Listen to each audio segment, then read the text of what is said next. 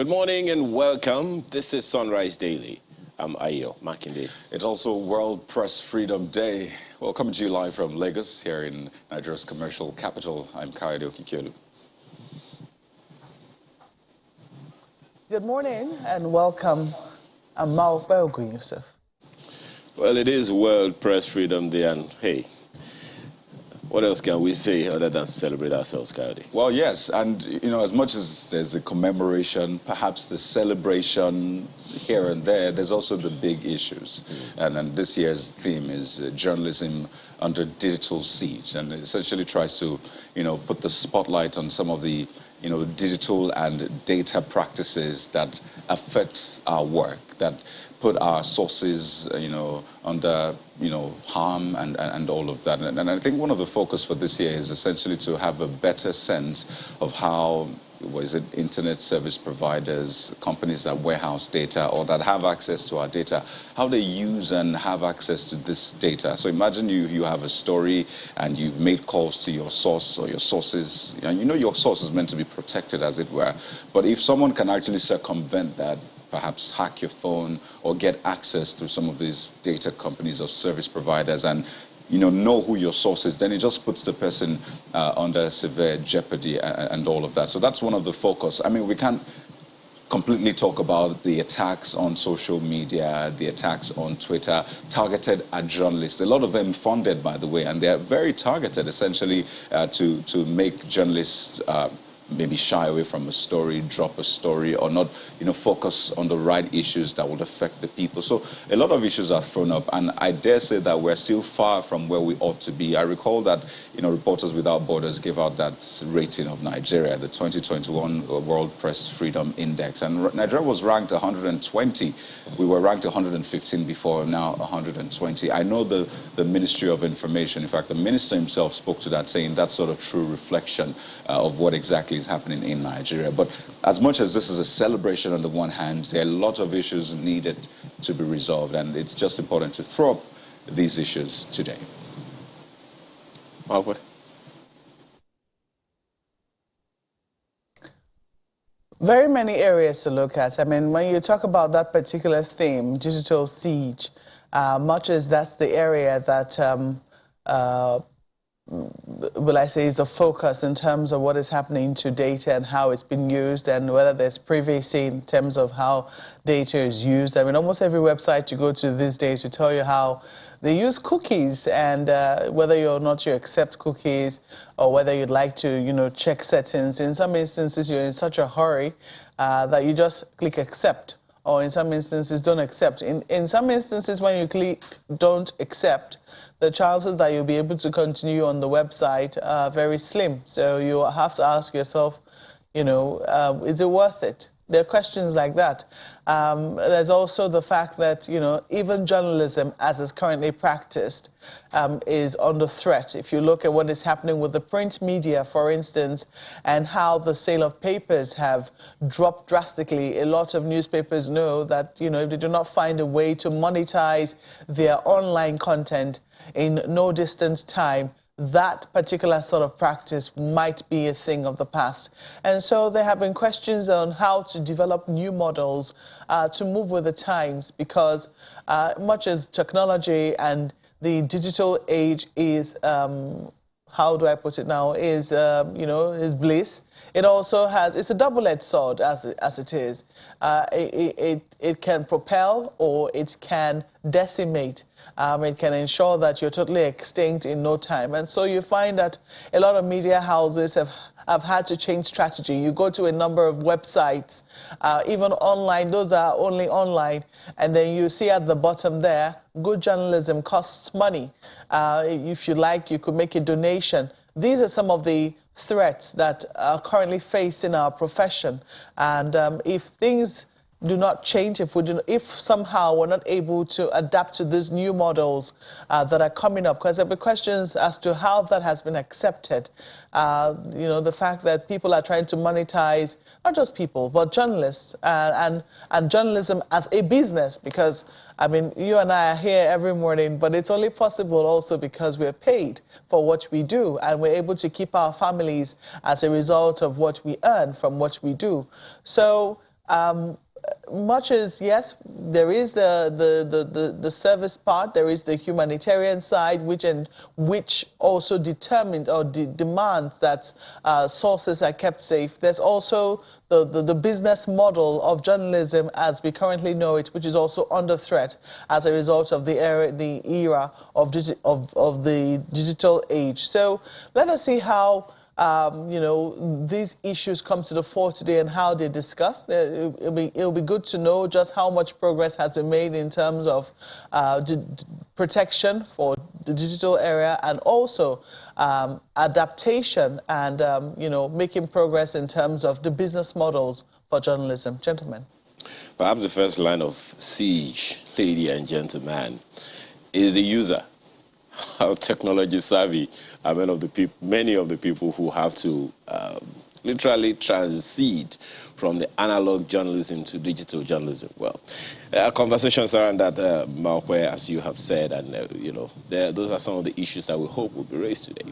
One of the people who has had to make that transition joins us this morning as we take on the papers today. Ikechukwu Amechi is editor of the Niche newspaper, which is an online platform. Thanks for joining us this morning. Thank you.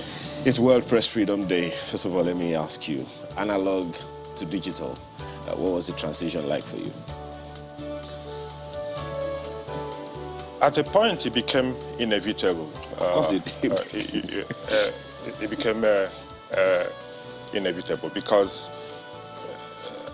when we started in 2014, it was print, full-blown print.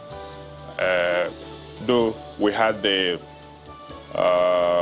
website to complement what we were doing, but every attention was on the print. But at a point, it became very, very difficult commercially to continue with the print. I'm actually talking about the practice, you know. It was seamless because, like I said, when we started in 2014, we had both the website and the print. So, but for many people who are practitioners, what are some of the challenges we had to contend with? I'm looking at those who are veteran or vintage journalists who were used to the longhand writing and all those things, making that transition. How was it? You must go by what the time dictates.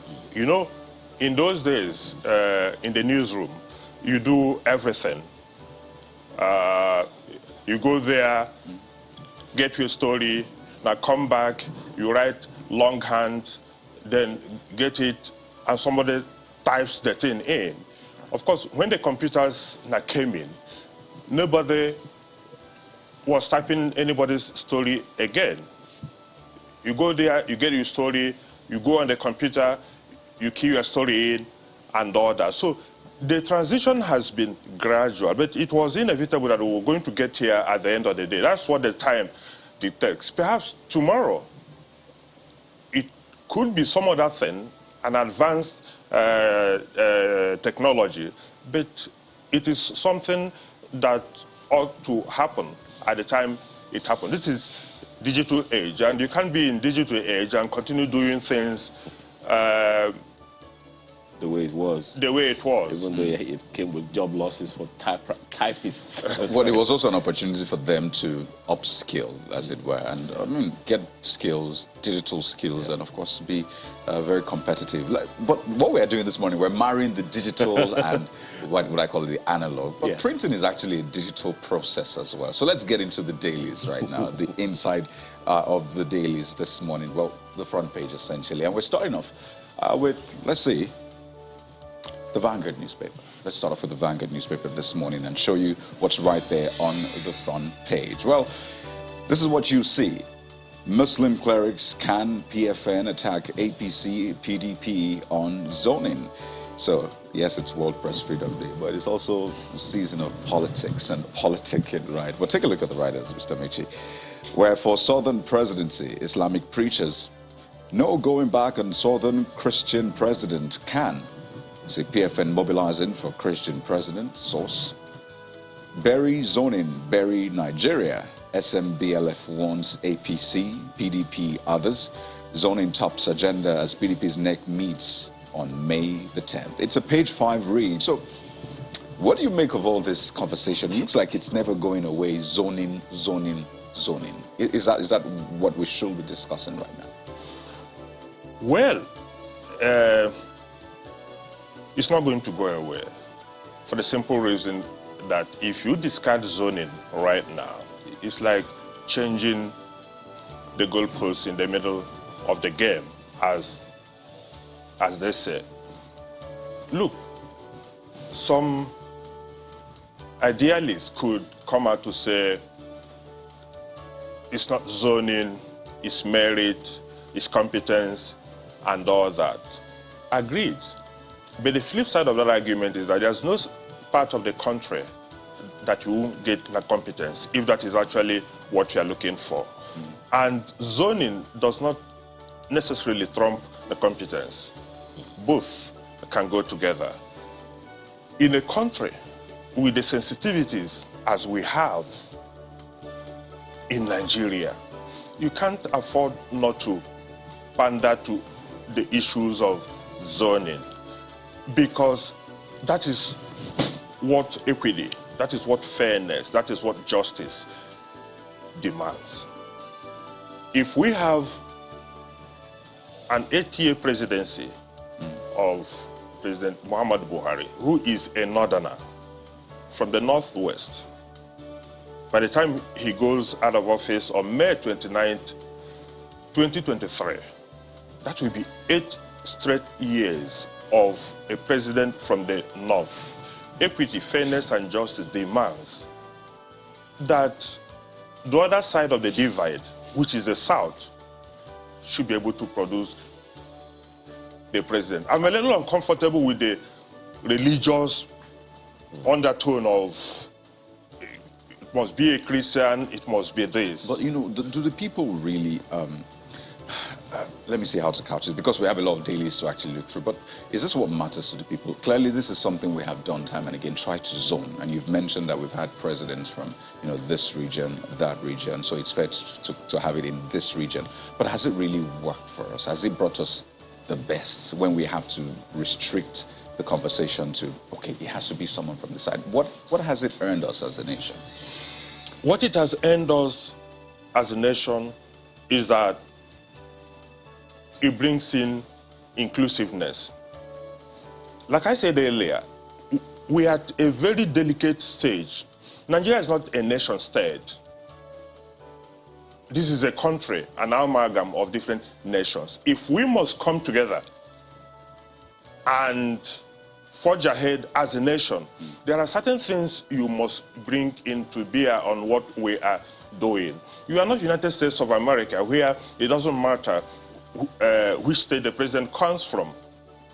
In Nigeria, those things are there. Inclusiveness is the word. Equity, fairness, and justice. You must make everybody to feel that he belongs by bringing them to the table. And the only way you can bring people to the table is to ensure that they are not excluded. Okay, there are other stories on the front page. There's this one, Buhari to security chiefs. It's your duty to find terrorists and eliminate them. By the way, World Press Freedom makes its way to the front page, as you would expect. It's just right at the top corner. Editors say media freedom under attack in Nigeria. As, in fact, this is right up. Be mindful of sponsored political news, Buhari tells media. The president released a statement yesterday where he also asked those in charge of information in government to release it. I think that, I'm trying to paraphrase it. Don't make them cry. That's how I interpreted it. Don't make them cry just to get access to the right information. So it's also important to take that on board. Mr. and Mrs. This morning, you see Mrs. telling Mr. Few men wash their socks. She's talking to herself. Oh, I see. She is. Yeah. Okay. All right. It seems you visited Mr. and Mrs. house this morning. Yeah, look at them. So take a look at what Mrs. is saying. Few men wash their socks and handkerchiefs. They just use and dispose. That's how they would have treated women if God did not order them to get married. Wicked souls, filthy things. Apparently, Mr. is listening from somewhere in the house, and he says, Debbie, take it easy, will you? At least we obeyed God. So Mr. One, Mrs. Neil. Eh? Okay, one. Don't let them hear. All right. And there's sports on the back page, by the way. FIFA fines Nigeria 63.9 million naira. You remember that match and, you know, crowd disturbance and all of that. Some say it's a slap on the wrist, but that match actually took place in Abuja. So, Markwe, that's the Vanguard. What do you have for us? Okay, I'm looking at The Guardian for you, and they have this. Go after terrorists, eliminate them. Buhari orders security. Why we have been unable to rescue Abuja Kaduna train captives. President breaks silence. That's also on the front page. Says he's having sleepless night over Nigeria's insecurity. Excuse me. Fish out soldiers working for terrorists. CDS charges commanders. Service chiefs celebrate Eid al-Fitr with troops in Borno. Buhari, Erdogan exchange Eid greetings. That story is also on the front page of the paper. Go after terrorists, eliminate them. Buhari orders security. I have a number of other stories. Let me quickly go through them, and then I'll come and ask Mr. Ikechukwu a question. Salah, pray for yourselves, not leaders who won't stop killings. Sheikh Husani warns. That's page 3, read.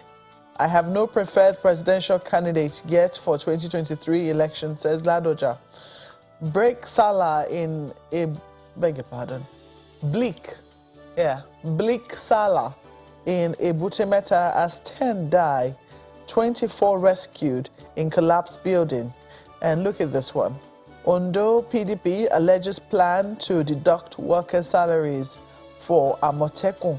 That story is also on page 5 of the paper. There are a number of stories at the bottom. The pictures too, worth 1,000 words each at least. Again, Abe defies Amichi's consensus, buys Guber forms. Page 7 is where it is. But yesterday, the president, between Sunday night and Monday morning, the president did release a statement greeting Nigerians on the Eid, and also, tweeting the message for the very first time. Part of it was that we're making headway with insecurity and that it will soon be a thing of the past. This is also, it was him following suit, go after terrorists, eliminate them, Buhari orders security. This is not the first time the president has given these orders. Why do you think that... I don't know. We're making progress on the one hand. On the other hand, this order is still coming. So how do we I think the word for me is how do we decipher or how do we decode the message? Is there anything in between the lines that we're not quite getting?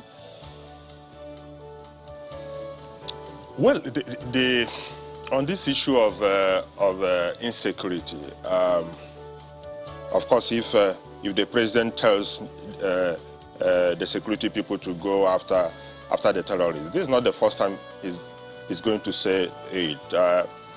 I'm afraid he will say it again tomorrow. But that does not bring any comfort to anybody. The people who were adopted after the train attack are still there in the forest or wherever. Those that have been released so far, we were told that they paid ransom not to be rescued. So at the end of the day, you are left on your own. Don't forget, we are talking about the train attack. There are people that have been in the forest for more than 2, 3, 4 months in this country, and nobody is talking about them again. So I'm not too sure whether what the president said yesterday is going to be is going to comfort anybody, because at the end of the day, we are told that the terrorists have been decimated, that they are going after soft targets and all that. But the truth of the fact still remains that Nigeria is still under siege. If we have any fundamental problem in this country today, an existential threat, it is the threat of insecurity. And I'm sure President Muhammadu Buhari has done his best. Is his best good enough? I'm not too sure, but then that's where we are. Okay, I cannot resist this question of politics, and I'd like you to wade in, but just before I ask you any question about politics, I do not know if you'd like to say a word or two on this bleak Sala in Ebute Metta as 10 die, 24 rescued in collapsed building. That story is also on the front page. It is sad that once again we are dealing with the issue of building collapse in Lagos. But again, just like the issue of insecurity, the truth of the matter is that many of the buildings in Lagos, particularly in those parts of Lagos, Ebute Metta and all that, they can't pass integrity tests. And we will continue to have these issues of building and collapse. Even the ones that have been constructed newly, because of people trying to cut corners here and there using inferior materials or using materials that are not sufficient enough to carry, particularly when you are doing multiple stories. This issue will continue to happen. It behoves the Lagos State government, particularly the Ministry of Environment, or any ministry that is in charge of buildings, to up its game. It is not doing enough. When a building collapses, everybody shouts. 1 week, 2 weeks down the road, we forgot it until another one collapses. So the Lagos State government must, like I said, up its game and ensure that this, because it is one building collapse, not too many, and we can't continue like this. 20 people dead, 10 people dead, 15 people dead.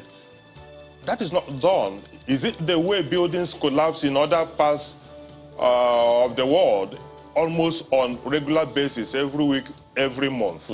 Something must be done. A solid question indeed.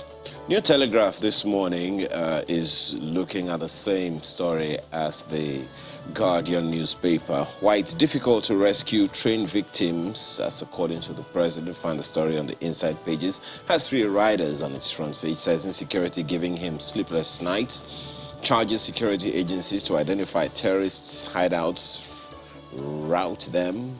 Discusses bilateral ties with Turkish leader Erdogan.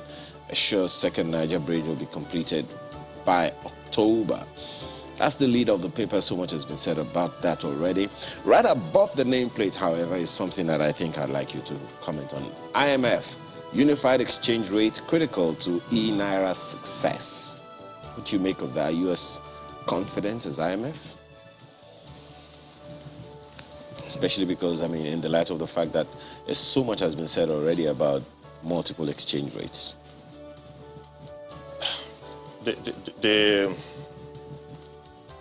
Again, unified exchange rate, because what multiple exchange rate does, it plays into the hands of those who are into round tripping, and until we have a unified exchange rate, because you can't go there and you get a dollar at the rate of 400 and something naira to a dollar, for instance, and in the black market it is selling at almost 600 naira. The tendency for people to play a fast one will always be there. I agree with what IMF is saying. If you don't unify it, the prospects of the e-naira will be, it will be doubtful. Okay. Well, there are lots of dailies really to look at this morning. Daily Dependent with that, what I call a disclaimer from the presidency saying Buhari not part of plot to draft Jonathan into presidency, as well as a lot of other stories. But clearly, quarter to 2023, still a lot we'll be talking about in the coming days. But I'd like to thank you so much for your time on the program this morning. Mr. Ikechukwu Emechi is editor. Danish joins us live in our Lagos studio. Thank you for your time. Thank you. My pleasure, Kayode. Thanks. Well, let's take a break now, and when we return, we'll start off with something that has sort of bedeviled governance in Nigeria. The president talked about it, but what should we be doing about it? Stay with us.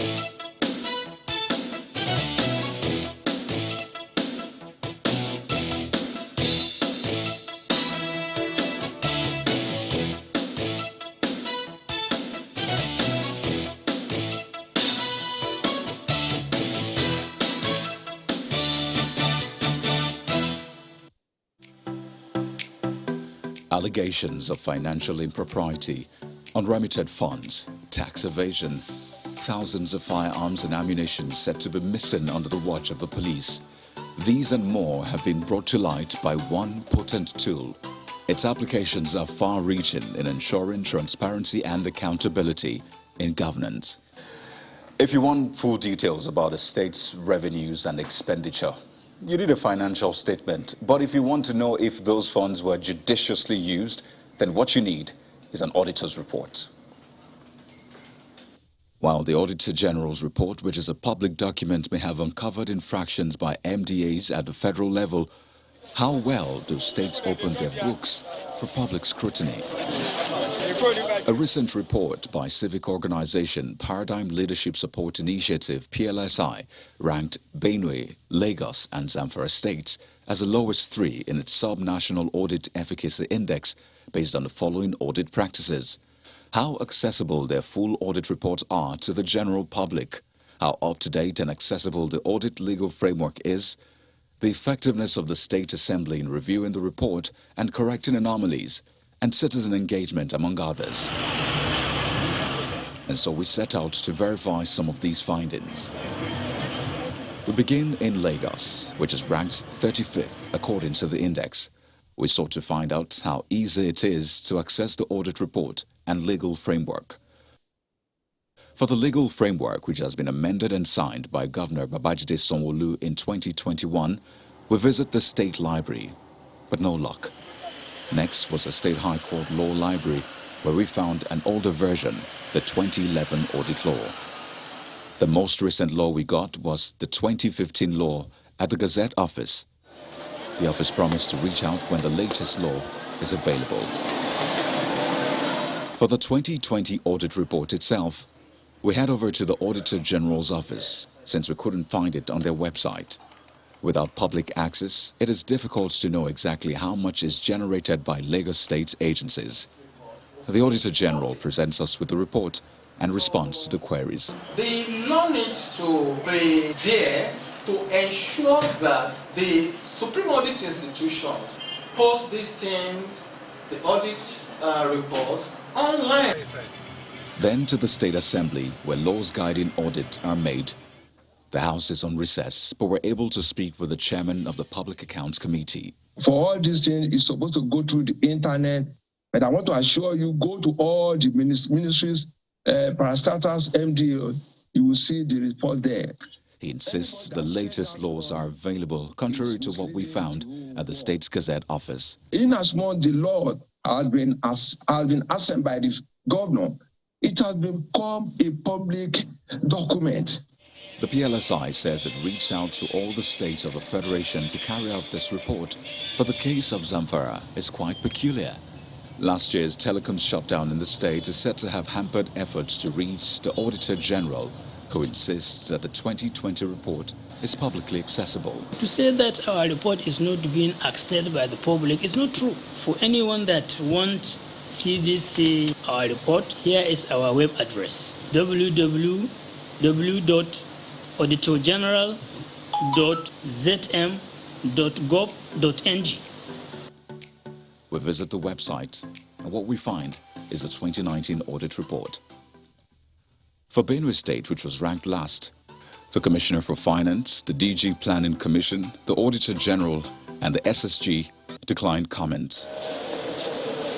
PLSI recommends, amongst other things, that states without an open governance structure should adopt one to foster civic involvement in governance.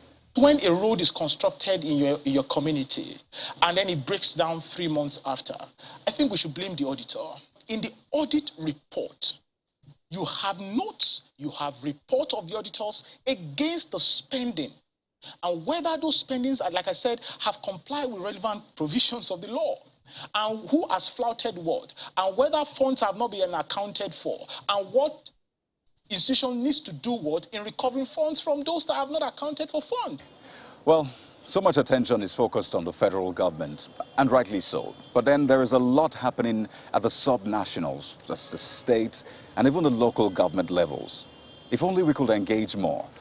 Or from the Lagos State House of Assembly here in Alausa, Ikeja, Lagos, Kayode Okikulu for Channels Television News.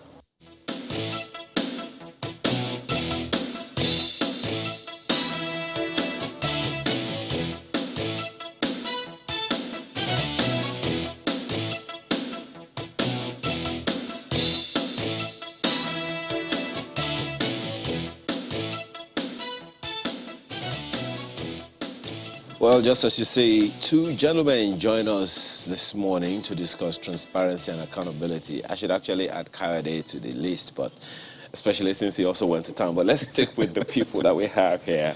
Adetokunbo Mumini is the Executive Director of Socio-Economic Rights and Accountability Project, SERAP. Thanks for joining us this morning. It's a pleasure being here. As well as Shewon Igbede, Co-Founder and Director, Budget. Thanks for joining us. It's a pleasure being here today. Thank you. Yeah. Well, let me begin with you, Mr. Mumini. The battle for transparency and accountability in governance and public office has been a long one coming. Way before the Auditor General's report started, 2011, 2012, thereabouts. So, but this is where we are now, and I know that your own agency, your own organization, you've taken time over the past few years to analyze and bring out the issues from some of the Auditor General's reports, the federal Auditor General's report over the years. The challenge for me has always been a report comes out and we wait how many years before any action is taken. So what then, the question would be, is the essence of having the reports if no action will be taken?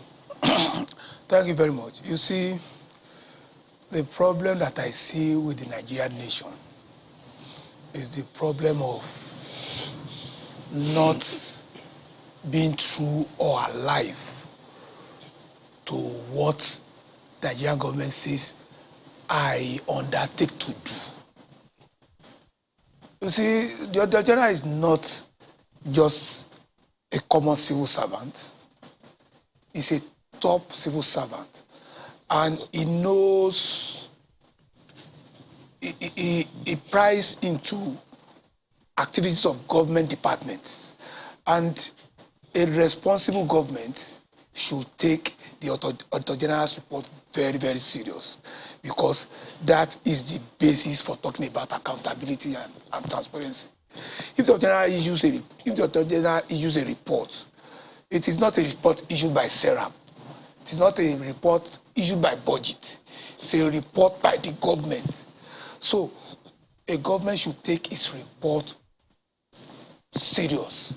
a government should take its report sacrosanct. What would make it look to you that government is taking it seriously? No, when the Auditor General identifies certain gaps in the financial activities of ministry, then the government should take it upon itself to examine that gaps seriously and take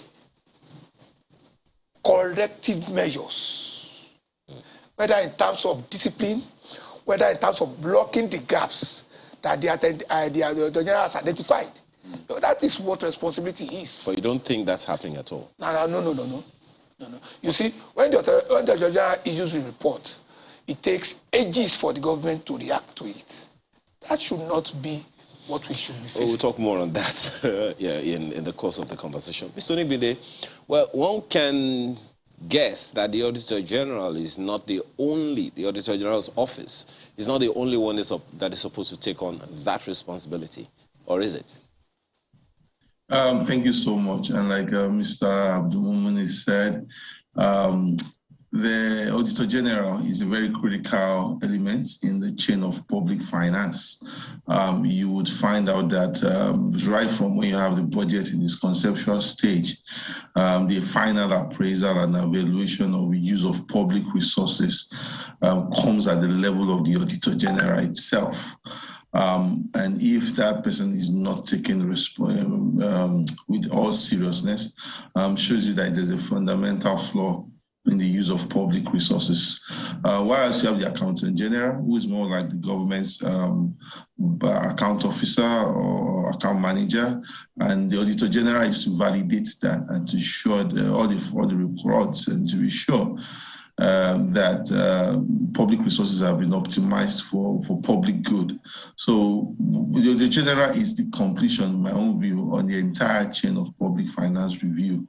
And the report should be taken seriously. Two problems here. One is that the Auditor General has not been granted independence as much as she should get. So we have that challenge significantly in Nigeria, where our audit laws, even at the federal level, at the state level, do not get significant autonomy to the auditor's office. So they could be underfunded, they could be defunded, and nobody takes a critical look at their statutory constitutional responsibility. The second thing you see is also that there is no punitive element that's a follow-up onto this report. No one is checking this report, nobody's punishing anybody, no one is going to jail, no one's facing the law as it should be when the government, when this audit report comes out. It looks nicey, bulky document that just gathers dust to shelf. That's why you see that a lot of times most people even object to posting most of these reports to full public use by putting them online, because they just don't want the significant scrutiny that such a report can present. Lots of threads to follow here. I mean, I heard of an Auditor General who is literally begging for funds to print the report. So just imagine how much challenge the Auditor General will have. But so we don't lose people here, because this is a very, very important topic, I imagine. Why should people be interested in this conversation? So I'd like us to maybe link up the conversation, because when people hear MDAs, just imagine, oh, that's government's business. Okay, it's not our business. But why should people be interested in what's going on at the ministries, department, agencies of government at all levels, by the way, federal, state, and other breakdowns? It's simple. One thing we must realize is that public resources are finite, and public resources have a significant interest competing for it. So you have private interest of politicians, tenderpreneurs, contractors competing with public interest in terms of service delivery of roads, schools, hospitals. So there's always that tug of war. Either it could be a markup, on public resources that is going to line in the private pocket, or that is being diverted from some political or personal benefit. So if citizens are not agitating or questioning or being curious or being involved in how public resources are spent, they would lament, they would agitate, they would cry about how service delivery is poor in their community. Oh, our road is poor, schools is poor, hospitals is poor. But because we are not ensuring that these issues get to the front burner of government. So when given there is lose money in government or something, they divert it to personal benefit. It's extremely important that citizens understand that the only way to get service delivery to happen in their communities is to be able to let they stay on top of the issues in terms of what are the needs of the community and how are they using all the channels, including talking to their representative, including writing letters, including engagement, including tweeting, and doing every single element to ensure that these public resources will work for them. And that's when, these things can sound very, very theoretical, like, it's not our business, I have other things to do.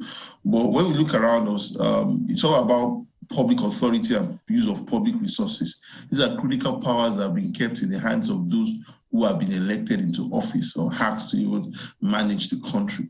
The citizens themselves have to rise up and understand that it's critical as part of their social contract.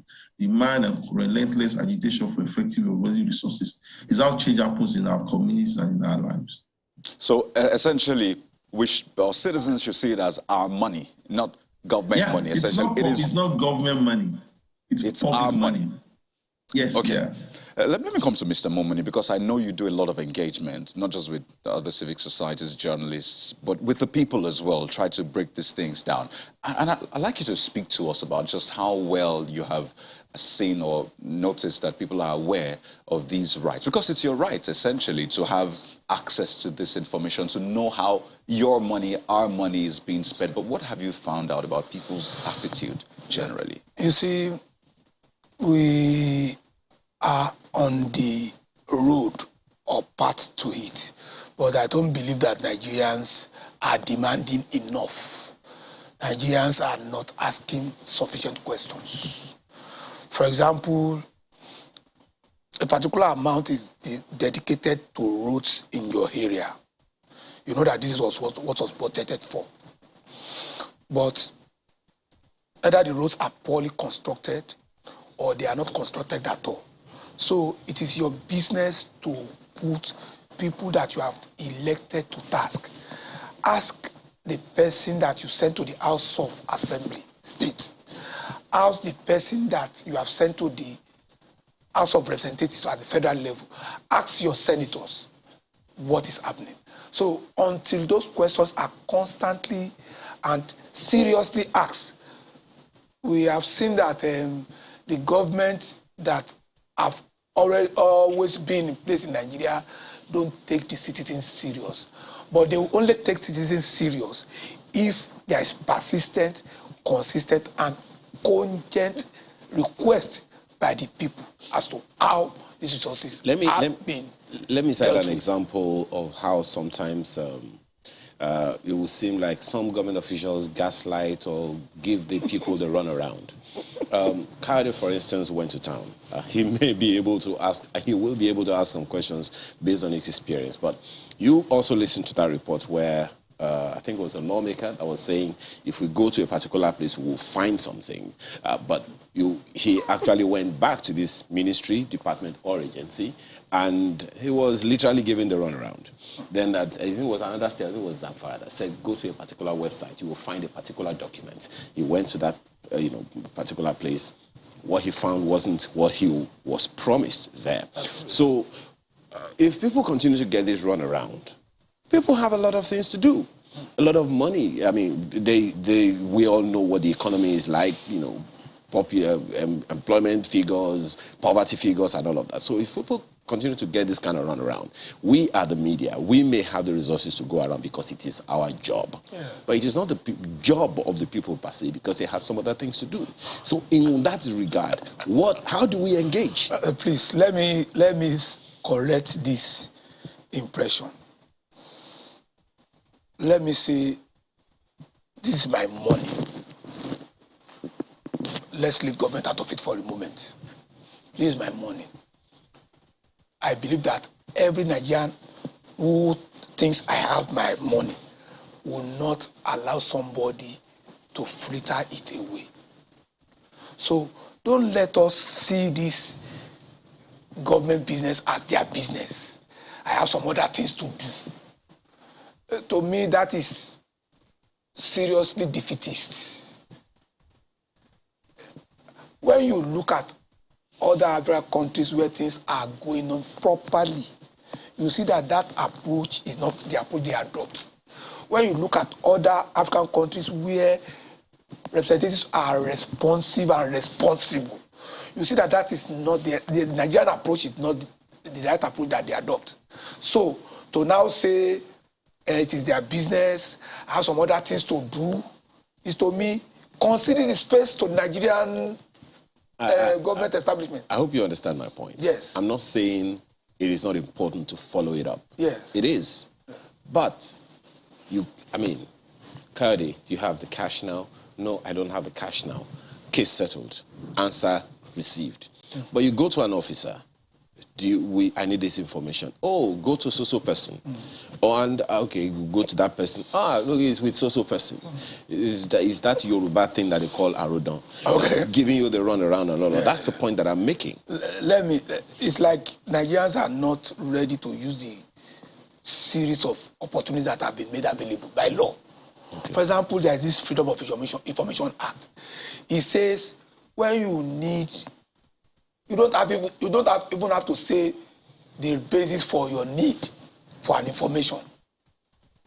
It is compulsory that they give you once you request for it. It's not a question of what do you want to use it for. That has been settled by judicial authorities and by law itself that says information must compulsorily be given by any government establishment. In the case of the report that we played to you, when there was Benue State that didn't respond at all, right? What do we do? You see, if you cannot proceed upon that litigation yourself, you can get in touch with people at SERAP. You see, a lot of people think we just litigate for litigation's sake. No. You see, we litigate to effect and for purpose. When the law says this is the law, it is part of our general business to make the law work. And how can we make the law work? It's by testing the law. When you take physical effort to test the law and the law is not working, then the only available method for you to do it is to do it by legal means. Okay. Let me ask Mr. Onigbinde.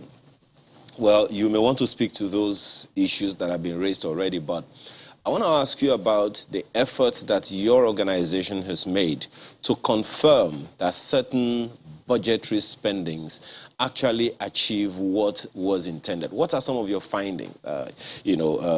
Kaide was just asking that same question about, how do people follow the money, so to speak.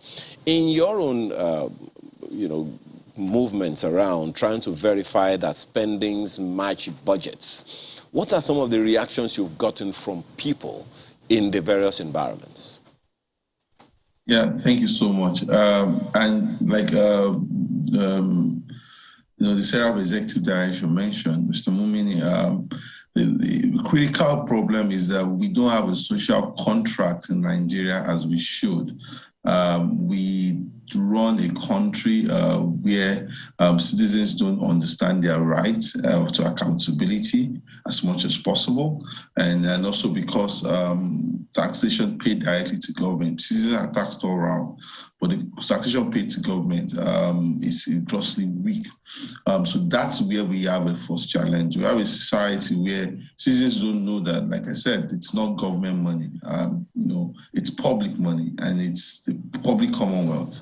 And every single penny, every single cent is meant to be fully accounted for. And that's the kind of situation we don't have. And most times when we have reached out, we have an outreach program called Tracker that helps us do service delivery work. So we track projects in 1,600 communities in Nigeria. And when we work on those communities, there's always this shock element where people can't even imagine that there is a project in their community that is in the budget when we sensitize them or engage them. So there's always that shock. They can't even believe it that someone nominated the project in their local community. Now, you now have a situation, even when you're trying to push the community to do the right thing, some are excited to do, some will tell you they're excited, but by the time they call maybe the House of Rep member or the State House of Assembly member, they will say, oh, he's our son, he's our daughter, we'll handle it our way. Or some might even tell you that you have political interest, or are you here to harass or abuse or to put us in some disagreement with the elected official? Very, very clear to us that there's gross gap. There's a huge gap when it comes to civic education in Nigeria, people understanding their rights under the law. We have the Fiscal Responsibility Act, the Freedom of Information Act, even the Constitution guarantees access to information on all of these things. But the challenge we have is that, like Mr. Abdulmumin said, the law is one side. How do people even rise up and ensure that the law is delivered or is tested to deliver results for Nigeria? So we still see that the basic civic education for people understanding their rights and understand that people in public office serve at their pleasure is still not there in terms of access. So we've done our work in the last 10 years to bridge this gap. We've reached over 20 million Nigerians. We have presence in around 1,638 communities. We are in almost 2/3 of local governments in Nigeria. We've tracked over 18,000 projects across the country. We've done all that work to ensure that we give citizens that information. But like I said, there's still significant gap when it comes to our citizens on their own self-enlightening situation, holding government accountable effectively. And we've even seen pushback heavily. Sometimes you see citizens, fellow citizens on social media, thinking that you're doing too much, you're asking too much questions, you're proving that you they know it all and you don't understand, in quotes, the Nigeria's factor in all of this, whereas it should not be so. And that is also linked to how you see that the ostentatious life of public office holders in Nigeria is grossly divergent from how an average Nigerian lives. If you're a member of parliament in the UK, you earn around £80,000. That's like a decent average worker in the UK might fall be within that bracket in some sort of way. So you are not earning something outrageously different from what an average person. But that's not what you see as a lawmaker or anybody in Nigeria. Someone gets into public office and is buying G-Wagon in 3 months. You begin to wonder, how does that come to be? Yeah. Well, lots of issues, really, and I'm quite excited about this topic because, speaking to government officials, you realize that sometimes the information is actually there, just lying fallow. And, they say that if you want to hide anything from a man, keep it in a book. I'm not saying the saying as it is, I'm just saying it generally, And that's what they say. Just put it in a book and they'll just literally overlook it. And I'd like you to speak to this point because there's this mindset, I imagine, this kabiosi, let me just use that Yoruba term. Don't ask questions, as it were. And you talked about it, the ITK, you are okay, just calm down. So a lot of people just have that mentality. I shouldn't ask questions from government. One, I am an average citizen. This man has, policemen around him, has cars, he's a big man, his agbada flows all the way. So how do we deal with that mindset? Because there's that timidity on the part of people to go ahead and ask, go to the offices, write letters, follow up. How do we deal with that mindset? It will take a while because it's a residue of the military regime. That's the first problem we have.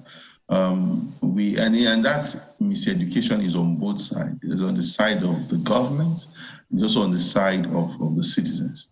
So we have that, we still believe that we still can't question those in authority. Sometimes we even calling people in power. We even understand that power actually belongs to the people. People in authority, that's how I prefer to call them. It's extremely important that people recognize their power as a collective and are able to exercise it effectively, because that is the central tenet of democracy. You can build roads and bridges in an autocratic system, but what makes when you call it democracy is that without any level of fear, it's subject to public inquiry, and the rights of minorities are also equally protected. That's why you call it a democracy. So, and that's the first problem. Second thing is a social contract that does not exist. In a society where the taxation system is well structured and citizens are active participants in the revenue profile of the country, you will see that a lot of people get agitated on simple things, on little things, and say, you're wasting my money, you're wasting my taxes. But we here as a country, the Nigerian government, because of our history with oil revenues, we have not deliberately built a social contract with Nigerians. And the social contract is not about taking taxes, it's also about giving back. We saw how much was spent, in supporting citizens direct, and I'm not talking about supporting a few people, supporting a whole lot of citizens in developed countries, because it's not just about giving, it's also about government being responsible back to them. So we have also not been deliberate around building an effective social contract, which is why we don't even have enough trust in government, because how am I paying you taxes and I'm walking barefooted, and you are driving in free-flow in Agbada? You don't even look like the problem of the country. So those are the kind of challenges that we as a people have not mastered, to say we have to challenge public authority. So it's a mindset. It's a mindset that will take a huge scale of education to correct. That citizens can't just be citizens, and it doesn't even just end you voting. You need to actively be involved in governance. You need to hold government accountable. You need to write letters. You need to understand the role of your representative at the state and federal level, that they are the people that should oversee projects in your local community, and they have primary responsibility that those projects are properly done. You need to also look at quality of being done. We've seen schools, roads, being built, and within 6 months they collapse. And you are asking questions, and the contractor believes that he has done his best. No one in the ministry is doing an evaluation of the project. So those are the kind of questions that we need citizens to be more active. And those are not just civil society, faith-based organizations, traditional rulers, community development associations. We need that communal level of investment in public sector accountability. It's only when we do that that we can get results. Not just about saying we're voting money. Everybody can spend money. We're due for a break in about 3 minutes or less, and I'd like both of you to take this point quickly. So I realize that there are auditors general for federal, state, and even local governments, interestingly, right? Most people focus on the federal auditor general. But tell us this: how, as a citizen, do I need to approach this whole getting access to information, knowing how my money is spent? Just give us a quick citizen's guide. Where do we start from, perhaps at the local government level, state? How do we go about this? So where you start from is, I believe you should start from at your state level. Unfortunately, our local government system has been heavily compromised. We should actually have been the closest to the people. And I say, start with budget. Reach out to us, email us, message us, engage us, and ask for your project, or even go to the budget to your state. We have a website called openstates.ng. You'll find all the budgets of all the states in there on that platform. You find all the audit reports of all the states on that platform. Even if you go to the website of PLSI, very great work they've done with this audit report. You see all the audit reports in there. Download it, read it, bring excerpts out. And to say that these states, pardon me, is that to say that these states don't have the information on their own website? Because I know states have websites as well. Is that to say they don't have it there? A lot of states have it there, but you're going to go to 6 or 9 or 10 pages buried in one last corner of the world before you can find out information. It's always not readily available. Some states also do have. Recently, there was a World Bank project called SIFTAS, and it provided some incentives for states to be much more transparent and accountable, giving them money on a yearly basis. That project ended this year. So we are even watching. I mean, after that project has ended, are citizens or are states going to continue in the tradition, and that's happened in the last few years, of publishing some of this information? But you find that when you're looking for public financial reports, these are the most difficult things to find. Look at the website in Zamfara. Nobody knows that website exists. That is some sort of way. You wouldn't even find it easily anyway, except you go to the ministry and you are knocking the doors. And how many people are going to knock the doors? We need to see public access to use of public resources as a statutory issue. You don't exist in government for yourself. You exist for the people, and you serve at the pleasure of the people. It's something that we need to knock into the head, not just on the side of citizens, but also on people who govern Nigeria, because that is the only way that we can actually say we exist in a democracy. I mean, Rwanda builds roads, everybody builds roads, but do we do it in a way that people can inquire and be able to get answers without fear of it? Yeah. Well, Mr. Onibide, we're due for that break now. So we've gotten at least some part of your Citizens Guide. We'll come back and get Mr. Momoni's side, that Citizens Guide to getting, access to information. Plus, we need to make this conversation, this topic, we need to tie it to the 2023 election and make it some sort of a big deal because, hey, why make promises you can't fulfill? So please stay with us.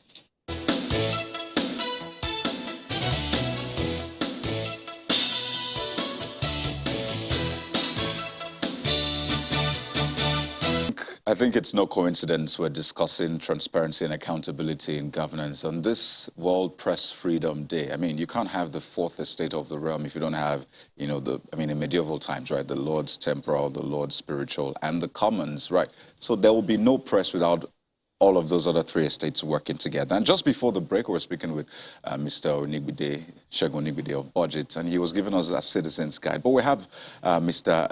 Segun Onibide, pardon me, but we have Mr. Adetokunbo Momoni right here in our studio. So let's hear your version of the Citizens Guide to getting access to information. What do I do as a citizen if I want to know what exactly is going down in government? Let me say you start from the point of view of getting interested in, for instance, who you sent to the legislature, getting interested in the person who you asked to sit on the executive chair as a governor or as a president. Get that? Then the next thing will be know that laws exist. Even before the Freedom of Information Act, the Constitution has said every information must be supplied by government. That is given. Freedom of Information Act only concretizes it to say you don't have to start answering questions like, are you a lawyer? What do you want to do with this? No. That is not, it is not the business of anybody that you are asking for information to be asking you such silly questions. Now, when you have that conception, you see, the conception you must have must be that there is a provision that you can access information. And once you access the information, now scrutinize that information yourself and see whether the information that you have tallies with what the government has promised you in terms of I'll provide for this, I'll provide for that. Then when that does not align, then start asking questions. Will it help? You said something the other time, just before we throw this to Abuja to Malkwe. Will it help the citizen, for instance, to know that he contributes at least 86,750 naira to the budget of 2022? I say that because, well, the budget passed 17,350 billion naira. And if we go by the 200 million speculated population of Nigeria, I would divide that. That's something 86,750 naira. Will it help the Nigerian watching us and listening to you right now to know that he needs someone to account for the money he has put in the till? Very well now. You see, I think that is what the media people should be doing. Concretize this money for Nigerian people. Let them feel that it is their duty to make provisions for this amount of money and they must be properly and effectively spent. That is very, very important. It will assist. Okay. Malkwe? Well, let me first of all say Eid Mubarak to you, Mr. Momoni. It's good to see you in our studios in Lagos. And special greetings to you as well, Segun. in the U.S. I would like to congratulate you because I understand that budget is now in the U.S. Perhaps you could shed a bit more light on that. I have questions for both of you gentlemen. First, let me ask you, Mr. Mumuni. You know, my colleague Ayo did take you up on the fact that a lot of Nigerians are busy, and as much as they'd like to really do this, there's also the existential question of, you know, getting about daily duties. In the meantime, the Constitution has provided that our lawmakers have the function of not just lawmaking, but also oversight. They are the ones who, you know, pass the budget eventually, and they have oversight functions. There's also a special committee, the Public Accounts Committee, which is supposed to be headed, or which is usually headed by members of the opposition party, because they believe that they ought to be able to hold to account those in the executive arm of government without any fear or favor. After all, they're not beholden to the government at the center in their states or at the federal level, as it were. So the questions that we should be asking of the Public Accounts Committee in the different state governments. As we know, and as also was revealed by the PLSI report, there are questions as to what happens when almost all members at the state level are usually from the same party, if they have the same freedom as those at the national level, where, you know, the opposition is usually quite strong. So what would you suggest we do in the areas where we see that the legislature is not really living up to its responsibility? We know just how weak legislative activity could be at the state level. What are citizens supposed to do where those who already have responsibility, whose job it is to do what it is that they ought to do, are not exactly living up to expectation? Thank you very much. My own position is that the very first thing that must happen is that the people that should represent us, we should ensure that they are responsible and they know what they are in there to do. That is very, very important. When you send into the legislature, even if it's a member of the majority party, if he knows and understands what he is there for, then the problem that we'll be having will start diminishing. It is when the person you sent into the legislature does not know what he is there for, that is when we start having major problems. You see, it is not a question of competence first. It's a question of commitment. Are you committed to the ideals which your people have sent you into one to propound, or are you on the other side? That to me is very, very important. It is when people are in there, they know what they are supposed to do there. That is a step in the matter has already been settled. Thereafter, any other things can follow. But when you don't have the right people in the right places, that is when problem starts, in my mind, manifesting. Well, the story of how, you know, PLSI, you know, started to document this is quite interesting. But one of the things I found very interesting also is in terms of how states have had to be incentivized to open up their accounts. I know that the World Bank did provide some incentives, 138 point. I think it was something close to, you know, close to $200 million, which states could get in grants. Of course, I mean, states could draw a little from that. And a lot of states, you know, seize the opportunity and say, oh, if these are the conditions we need to meet, we can meet some of those conditions and open up our books and get access to this money. There have been questions as to what will happen when the grants eventually dry up, when the period for the grant is over. Will states continue in that method of accountability? So let me ask ask you, Sheung, because I know that budget is not just in Nigeria now. I know that you're in a few other African countries. How would you say that we're doing in terms of transparency and accountability, citizen interest, compared with other African countries? Thanks so much, Markwe. And I say that we're not doing too well, but also not the worst. So, for example, if you take a look at the International Budget Partnership Report, there's always an open budget report that comes out every 2 years. Budget is a significant contribution to that work across Africa. And we will see that Nigeria falls even below the sub-Saharan average in terms of our scoring. So in terms of how we engage the budget, encourage oversight of the budget issues, or even publish public transparency, or making sure that public information is available to the public, we have not met the mark so much as we have countries like Ghana, Kenya, we still do significantly far better than Nigeria, including South Africa, that is way ahead of Nigeria in terms of how we publish public data. Recently, we've improved significantly at the state level, but like as you mentioned, the World Bank's CIFTAS program has contributed heavily to that. I mean, we have also contributed to that.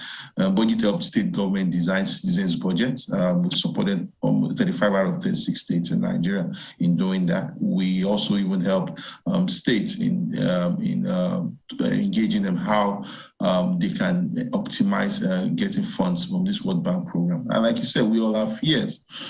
This is not something that should be incentivized in any way. This is something that is statutory, that public resources should be made public, and the use, how they're being used. But if we have to come to a point where we have to give money to people to do it, we must ensure that as this actually changed the culture, and the program has actually ended, technically ended. So this year budget, this year data might be made public. Next year is when we are going to start looking at, from budget's perspective, we also want to be intentional and intense to make sure that states continue to publish their budgets. Even including the federal government needs to do more in terms of its access to data, budgets, public spending, and not just publish, because whatever you don't measure, whatever you don't review, then what's the whole purpose? You're just wasting money. You're just abusing public resources. There has to be a continuous audit and evaluation of public reports or public projects, and to ensure that these projects are exactly what Nigerians need. But there's a way you can even spend public money on things that are not necessary. That's the first challenge that we have. Secondly, to evaluate that it is delivered in the right measure as written maybe in the bill of quantities and things like that. We don't give enough strength to our audit agencies, and it's grossly unfortunate, because we have a public accounts committee. In fact, the current senior president was the public accounts committee during the years of PDP. Almost 8 years in the National Assembly. And I'm always asking that question about what were the rules of the Public Account Committee in those years if we said things were not working proper. When the APCs in government and the chairman of the Public Accounts Committee, what has been his rule? Do we get to see him on the news every day? Is he reviewing all this report? Is he recommending people for prosecution? No, what exactly, when the Constitution and the Public Account Committee is not just, it's not just a legislative decision. It's a constitutional committee that will properly recognize its role in holding government accountable. Those are the structures are there, the laws are there. But what we find is that people just don't stand up to their offices and do what is right. And like you said, a lot of Nigerians are battling with their existential issues. They have food, they have to live. We've elected people in public office to do oversight on public projects. Now, we now have to do the second level work to even put those people that we've elected in public office to do their job. And we've seen that happen over time when we even talk to legislators and lawmakers. And it looks like we are just a burden to them. We're not. We're asking you to do the oversight on projects in your communities. Pay attention to them and ensure that public resources are effective and optimized as regards that. But the problem in Nigeria is everything is significantly politicized, and people just don't step into the role as much as possible as what they should do, and it's just grossly unfortunate. I do know that Kayode did say that he'd like to, you know, tie this to the 2023 elections as it's coming, and we know that oftentimes the legislature is where we do not pay as much attention as we ought to in terms of those who eventually occupy those offices. And then when they refuse to take questions, only recently, a media group, Daria Media, in partnership with Channels TV, had this open square engagement. They've been going around different states seeking to engage with lawmakers, and sometimes the engagement, we've seen enthusiasm in some regions. In some other regions, the enthusiasm is very low. I think the lowest they've recorded was in the Northeast, where only 2 lawmakers showed up for the engagement. So in some instances, it would seem that lawmakers have other priorities. In some other instances, there is a very good showing. While Kayode asks you that question, I'll quickly ask you and take it back to Lagos. What do you think that Nigerians should be doing in the case where lawmakers refuse to take questions? Yeah, so first is to understand where are their constituency offices. We must understand that where exactly are they, and as citizens, we have a right to walk into there and ask questions. We have a right to coordinate us, and we don't do this alone. When we say power belongs to people, we are not referring to just a person. So organize yourself into like a community, and put your words in the letter, people knock the doors and numbers, so that whoever is representing you at that point understands that you have numbers behind you. It's essential for people to do this by questioning, and also be able to be upfront to people that we are not going to get you re-elected. We are going to be very, very deliberate that there will be political consequences for your lack of engagement on these issues. And even if you persist, we can even throw up a situation of recalling. It's just that the way the process of recalling lawmakers in Nigeria is too difficult. It's a bit challenging. But we must be able to put people in office. We must be able to strike at their incentive, which is the political benefit of those things. I mean, if you have not worked well and overseen projects in your communities, if you have not been engaging with your lawmakers, if you have not also even represented us as we expect you to be, then your political position should be up for review. And the citizens have to be obvious and clear about this. Because we don't run a parliamentary system, we tend to we focus too much on the executive heads. You know, asking those questions, my apologies, Mr. Oringbinde, asking those questions, or rather making this, accountability and transparency thing an election topic. I don't know, how significantly do you think that will play, especially before the aspirants become candidates of their party? No, I mean, you have, most times in Nigeria now, you have an incumbent, the party will say we're giving automatic tickets to the incumbent in some sort of way, maybe to run the second term or the third term. But people have a right to reject them at the polls if lawmakers have not done well to represent you effectively. You have a right to coordinate yourself, organize yourself, and say yes. And that comes back to the point of Mr. Mumuni. The first framework that we must get right is the quality of people that have been elected in public office. If we don't elect the right people in public office, then definitely we are not going to get great results from them. So it's okay for citizens to politicize non-performance and say we are not going to get you re-elected. And let me ask Mr. Nugin that beg your pardon, Mr. Mumin, the same question before we call it today. If transparency and accountability is important to us, we don't know who is going to be a candidate until the political party throws them up. Interestingly, a good number of people who will vote, who will help the aspirants become candidates, are also Nigerians who are in these political parties.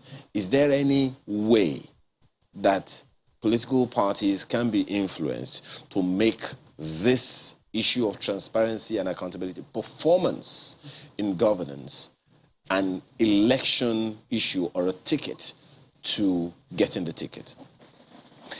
It is very important to start talking about performance as a basis for electing or re-electing a candidate for the legislature or even for the executive position.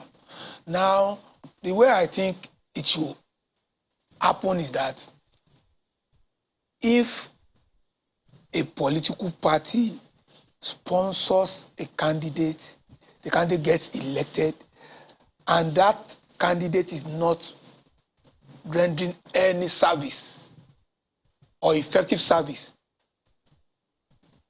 to the people, then that political party should be encouraged and harassed to get that candidate out of the way for a better and more sincere candidate. That's the way I look at it. Let me just hope that every one of them is listening to you right now. Well, this definitely an endless conversation, because we've been talking about transparency and accountability for a very, very long time. Well, for now, we have to thank you very much for making it to our studio this morning. Adetokunbo Mumini is Executive Director, Socio-Economic Rights and Accountability Project, SERAP, joins us here in the studio, as well as Shewoni Mide, who is co-founder and director, Budget, joins us virtually. Gentlemen, thank you very much for your time. It's a pleasure being here. Well, we take a break now, and when we return, we're looking at that issue that we charted yesterday, and it's on the front pages of the papers this morning: collapsed buildings. We'll be back.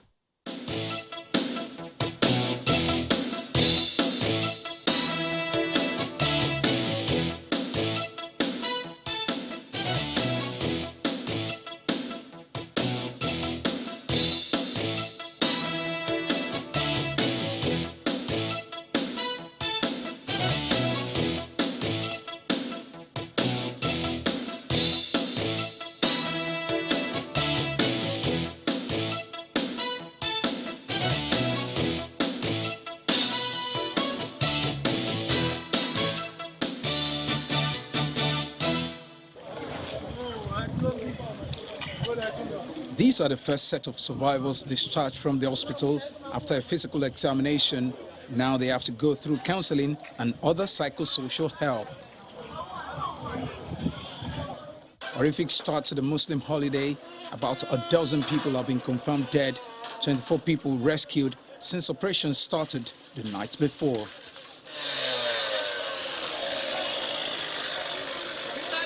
As at the time of this report, 5 adult male, a 4-year-old boy, and 4 females are confirmed casualties.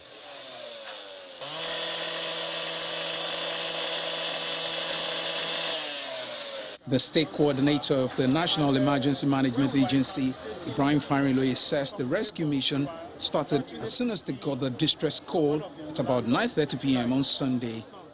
Before we got there, the community had mobilized resources to respond.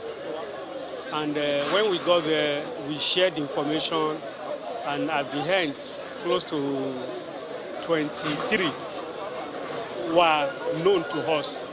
But this afternoon, when the DPO came with the medical hospital, he confirmed that it wasn't 23 but 24. Several eyewitnesses say the residents knew the building was distressed but refused to honor a quit notice from the owners given months before. It's still a live site here at the building collapsing in Ebutemeta area of Lagos, where emergency management officials are combing the rubble in their rescue operation. Already one too many and a familiar scene in the neighborhood. The Lagos State government says it will be pulling down some distressed structures. While the excavation of the debris continues, about 200 meters away, another 3-story building showing structural defects and already marked as distressed is still occupied. Come on, start telling them to move out immediately.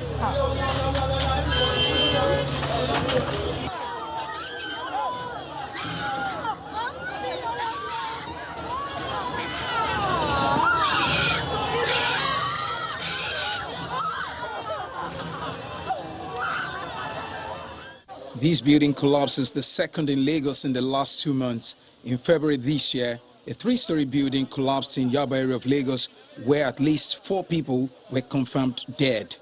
Dari Ido, Channels Television News.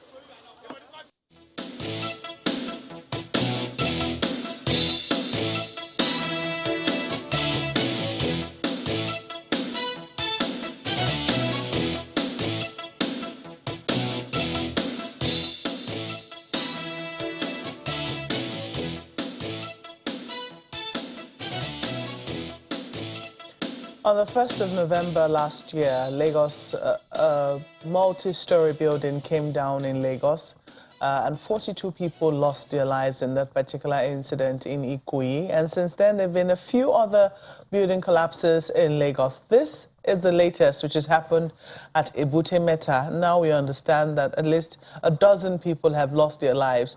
Thankfully, 24 people were successfully rescued from that particular building collapse. But there are questions as to how many more will happen before we decide that we'll eventually put an end to building collapse in our country, but particularly in Lagos State. This morning, we're joined by a structural engineer. Engineer Peter Igbinijesu is a fellow of the Nigerian Society of Engineers, also a fellow, Nigerian Institution of Structural Engineers, and president, Nigerian Institution of Structural Engineers, a division of the Nigerian Society of Engineers. You're welcome to Sunrise Elite this morning. Thank you. Good morning. Thanks for having me. I think what I find particularly disturbing in this particular story, because yes, given the, I think it was an 11 multi-story luxury set of flats we saw in Ikoyi, there was no sign. I heard that, you know, there was just a shaking of some sort, and then the building came down. The building caved because they were still building that particular one. This one was already earmarked for demolition, and the people already had notice that this building could, you know, come down. There was something, there was a defect on this particular building. Still, there was, you know, it was still occupied to the best of our knowledge until this particular collapse. So there are questions as to, you know, what are our own attitudes towards safety as a people?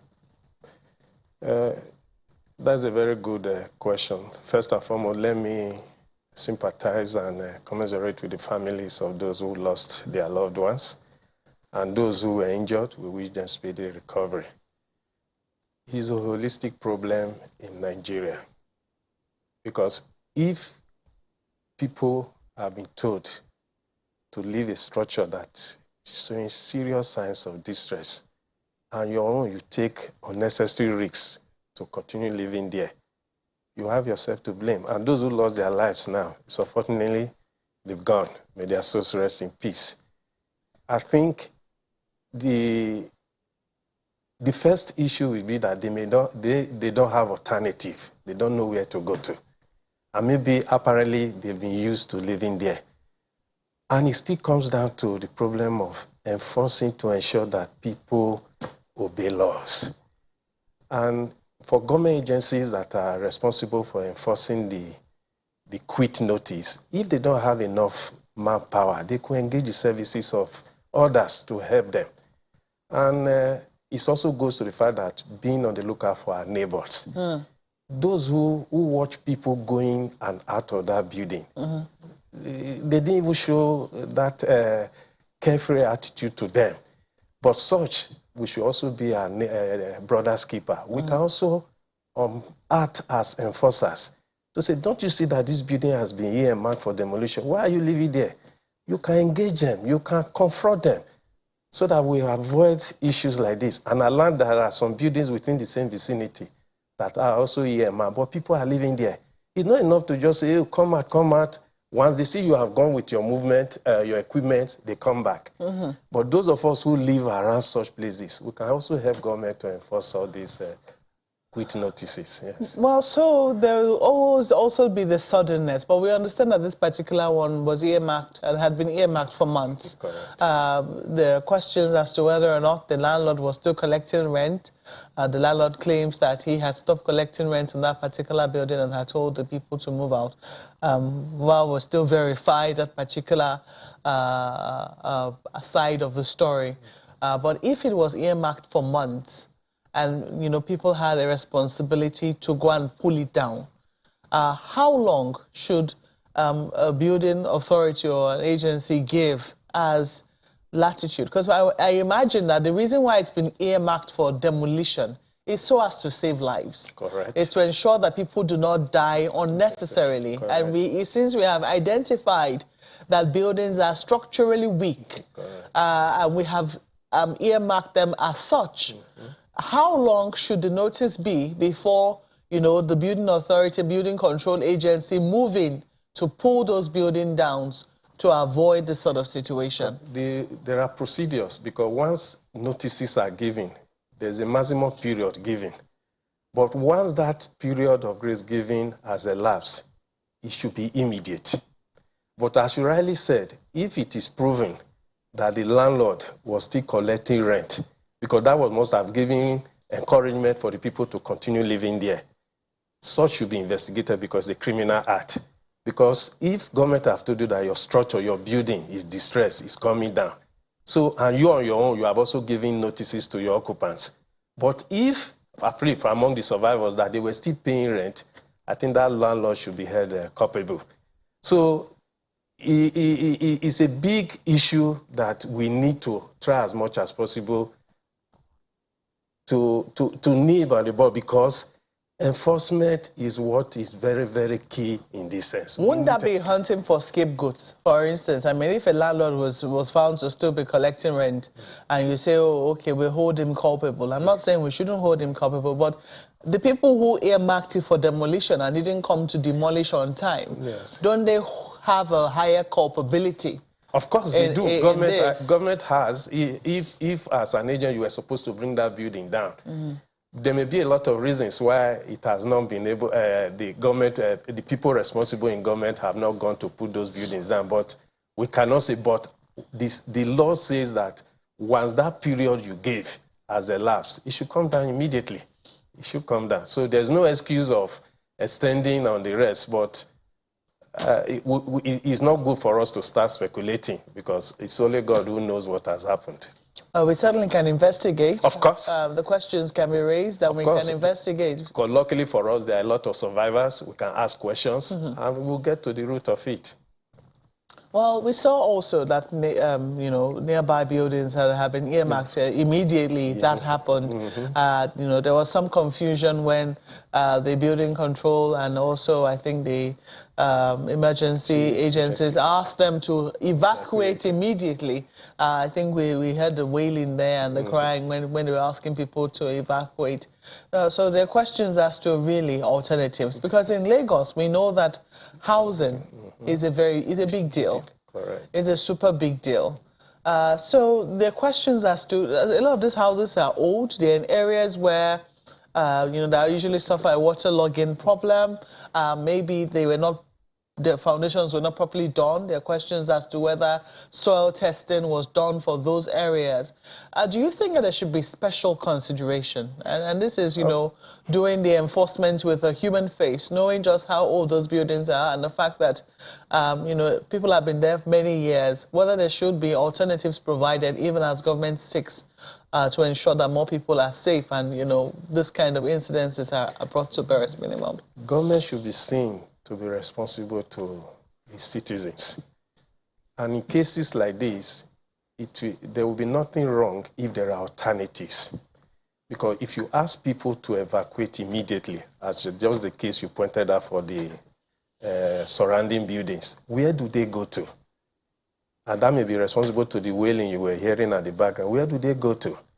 So if there are alternatives, no matter how long, maybe temporary measures, people will gladly move before they find their feet in another location. But when you look at the whole issue of buildings, there are three major areas that are involved: the design stage, the construction stage, and the usage. In our case now, the one we are discussing now on the Ebute Metta is the usage. It is true that most of those structures have been standing for years. And the usage of those buildings may have exceeded what was originally designed for, in the sense that you are now giving additional loads that are now bringing various stresses on these buildings, even including the foundation. You understand? Because these buildings are subjected to vertical loads and horizontal loads. Who knows? These buildings, maybe they were designed for residential purposes.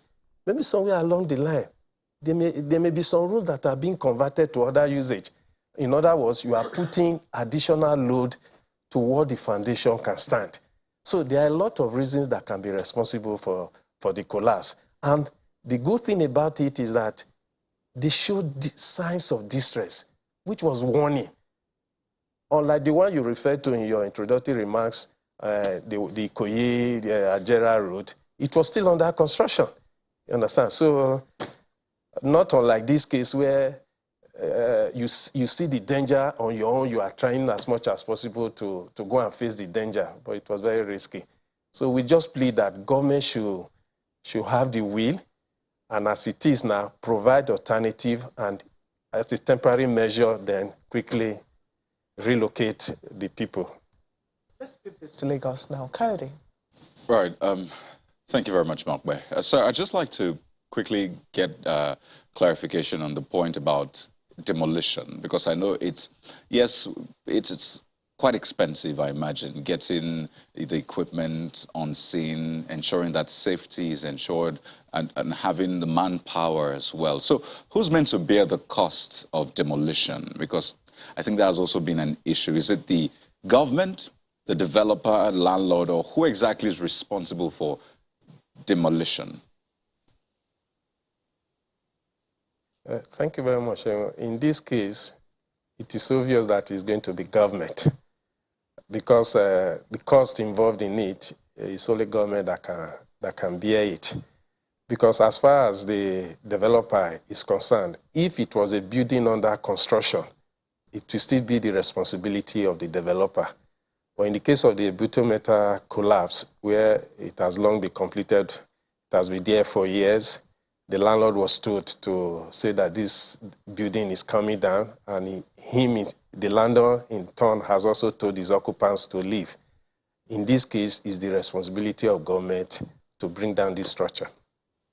Okay, I imagine if that's also responsible for why it's sometimes slow to see this happen. I don't know. Is it too expensive for government to undertake? Is it? I don't know if you have an idea as to how much it costs to demolish a building. Is it too much? Because I imagine there'll be a lot of structures that need to be demolished. Is that something government can undertake? Of course, government can undertake because it's just to earmark resources for it. It depends on the type of structure that is supposed to be demolished. In the case of the Ebute Metta, the maximum there is about 2, 3, 4 floors. But when you now talk of high-rise structures exceeding this number of floors, there are different methods these buildings can be brought down. And not to forget, in demolishing these structures, those that have been withstanding stresses within the same vicinity, you have to ensure that you do not put too much impact that will also affect the existing structures. So that is why we said responsibilities like this should be in the hands of government. And if government doesn't have the capacity, they can engage the services of experts.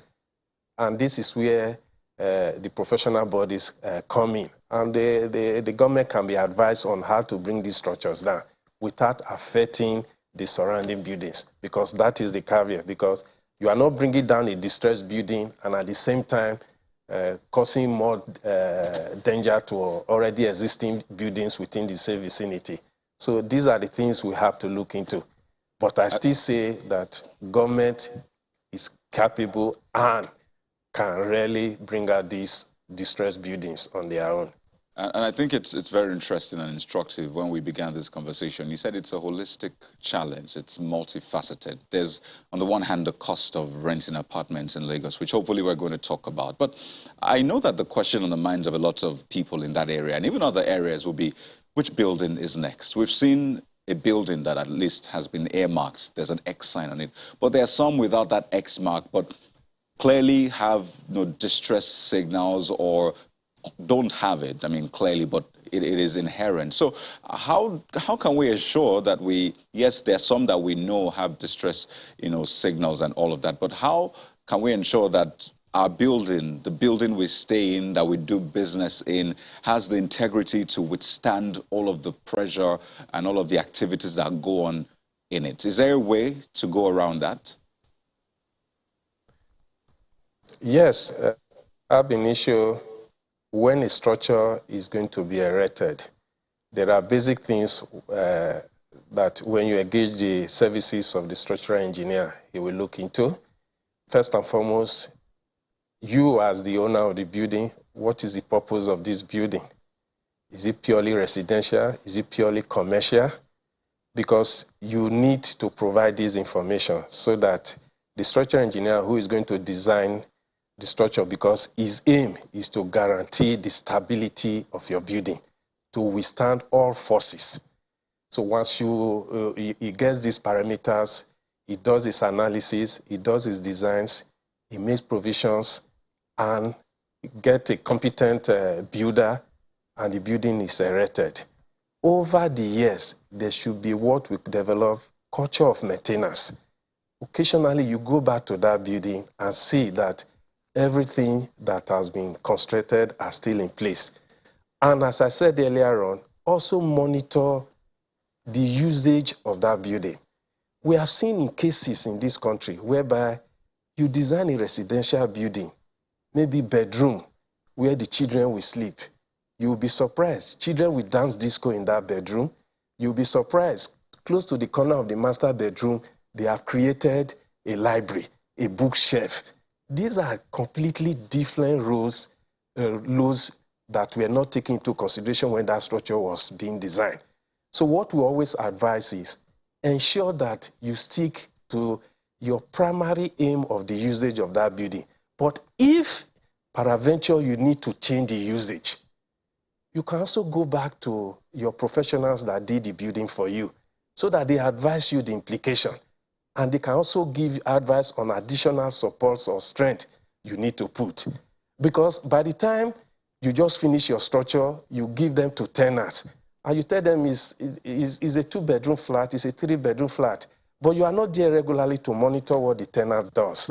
And you'll be surprised. The tenant will have taken one of the bedroom and changed it to something else. And if the load he has introduced in that area was not taken into consideration, you are bringing gradual stresses on that building. And with time, they become, they will be manifested. But to ask your question that for a new building that does not show signs of stress, all you have to do is to ensure that tell your tenants, this is the purpose of this building. Try as much as possible to limit yourself. But if in peradventure you need to change, let such changes be brought to the notice of the owner of the building, who in turn will now consult the professionals he has used in erecting those buildings. So all of us are involved in it. We are all involved in it. So we should try as much as possible the beginning. Yeah. Let me ask you this from the beginning, question. We have it perfectly. Yeah. Well, there was something that you said earlier about a building that's been on ground for many years, and all of a sudden it looks the way the one that the government is talking about evacuating people from is looking. Do buildings have expiration dates? Of course they do. They do. When a building is completed and certified, ready for occupation, it should be nothing less than 50, and for residential. And this depends on the regular maintenance you carry out. When we say maintenance, it's not just painting the surfaces. You should check the services, the utilities, the fixtures, and as I said, the usage of that structure. So buildings have lifespan, but when we do design, we normally give 99 years, but a building should stand for as many years as possible, but with constant maintenance. And when we do this, it can be on a periodical basis of nothing less than 5 years. Every 5 years, visit that structures.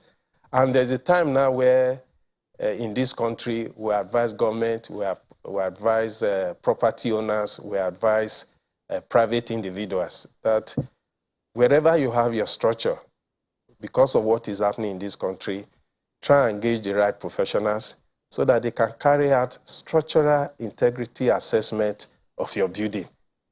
from time for every 5 years. Yeah. It is At a very time necessary. when many Yes. people are talking about a dearth of good residential places to live all over the country, just as you said, it's a national phenomenon.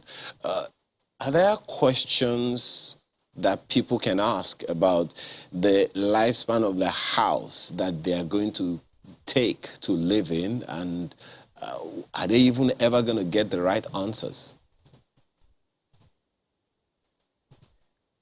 As a potential tenant, the right is on you to ask. You can really ask, because if it's a new building, you will know. But if it's a building that was already being used, you can ask, how long has this building? And you can even go to the relevant government agency responsible for approving, and they can give you information concerning that property, when it was approved, when the construction started, when it was completed, when it was certified.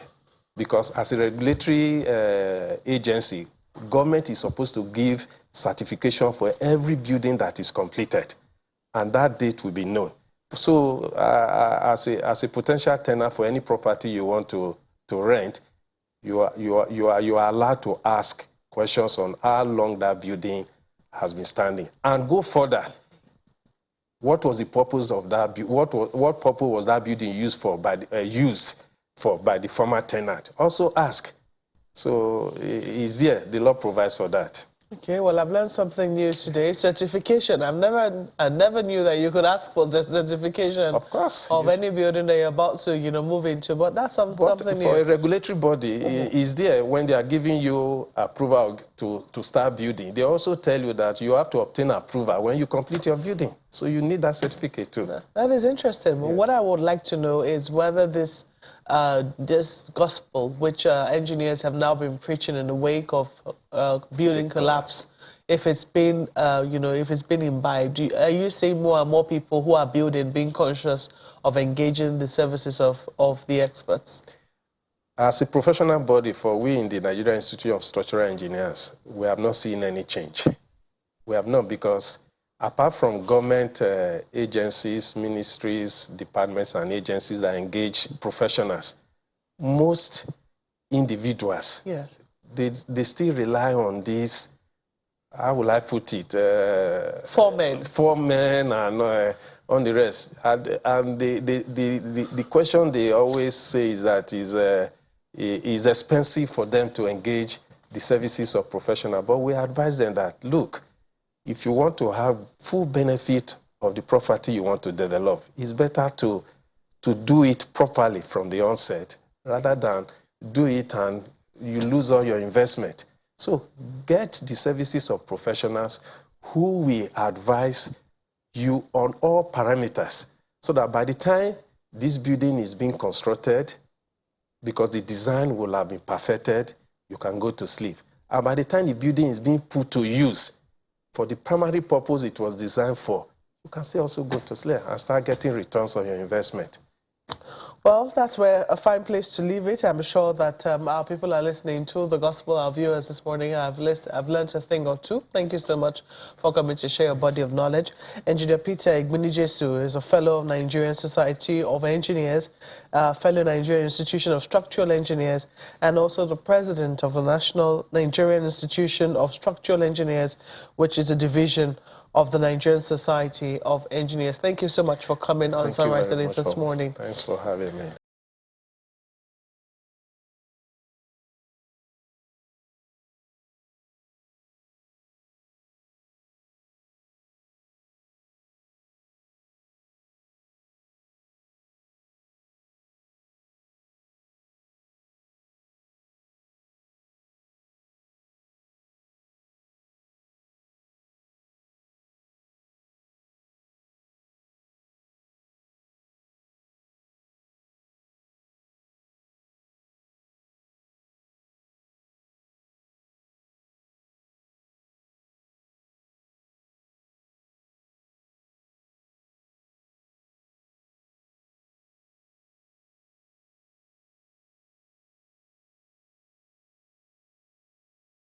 Who are culpable because of their stoic behaviors.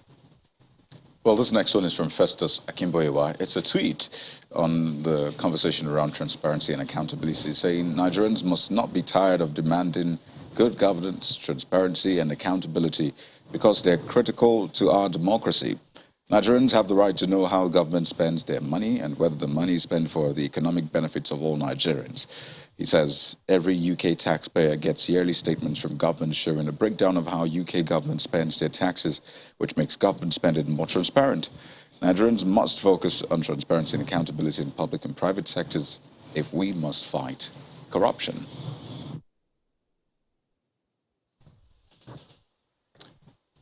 Well, thank you for your messages, your tweets and emails. Well, that's a fine place to leave it. Thank you so much for sending in your feedback. We really appreciate it. This beautiful Tuesday, which is still a public holiday here in Nigeria and also World Press Freedom Day. Thank you for watching. I'm Aokwe Yusuf. Oh, you took it right out of my mouth, Mawet. Thank you so much for joining us. I'm Kayode Okikelu. So you are free to stay at home. Amaya Makinde, have a wonderful and pleasurable day.